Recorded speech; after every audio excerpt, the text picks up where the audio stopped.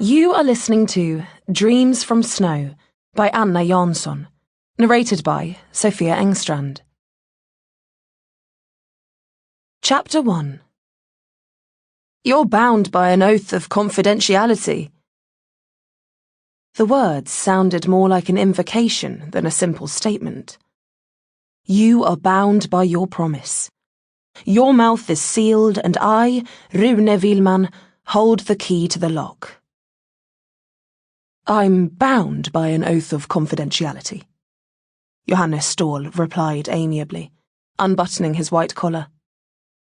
It was hot in the vicarage library. Large birchwood logs crackled in the open hearth. The vicar's cheeks flushed in the heat.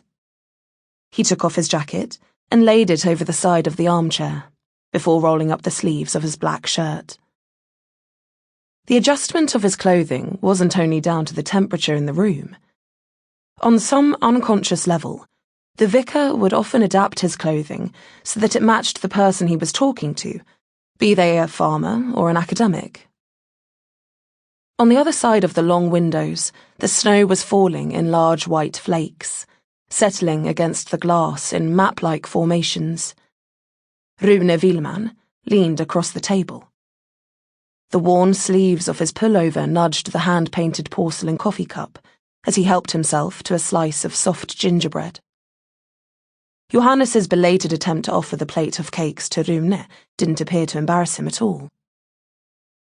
You mustn't repeat what I'm about to tell you to anyone. Not to anyone at all. It's a confidence that you're going to have to take to your grave. Naturally, Johannes replied, a little indignantly. Whatever you tell me stays between us. And what would happen if you were to repeat something I'd told you? Rune asked, leaning even further forwards, coming closer than Johannes found strictly comfortable. Then I would be failing my God, myself, and my profession. I would be sent to prison and could no longer work as a vicar. You have no reason to worry. Your secret will be safe with me. Rune sank back in the armchair and clasped his hands together between his knees. His thin, fair hair was plastered over his forehead, moulded by the damp woolly hat he'd put down on the floor. In spite of the heat, he was shivering. His gaze wandered around the room, noting some of its details. The grey marble desk set, the crystal chandelier with its dusty prisms, a stuffed white dove with its wings outstretched on top of the imposing bookcase. The window high up in the eaves, glowing with the flaming colours of the sunset, gave the library an almost sacred atmosphere.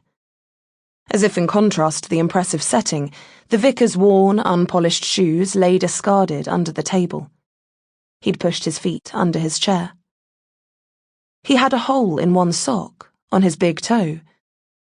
It occurred to Rune Wilman in that moment that it felt good to have found a fault in this man. The idea distracted him from his train of thought. What can I do for you? Johannes asked. Rune started a little and gripped the edge of the table with both hands. He gripped so hard that his knuckles turned white. He concentrated on his well-rehearsed words and forced himself to continue.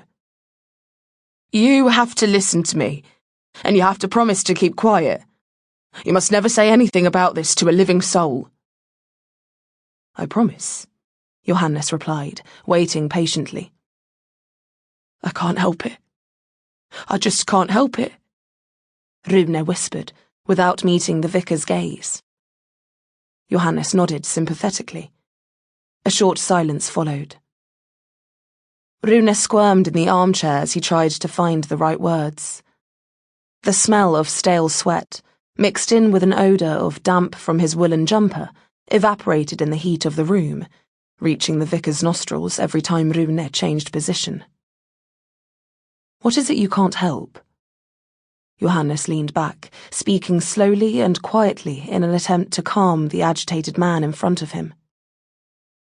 Caring for his parishioners' souls hadn't really been in his plans for that Sunday evening. His family was waiting. Sample complete. Ready to continue?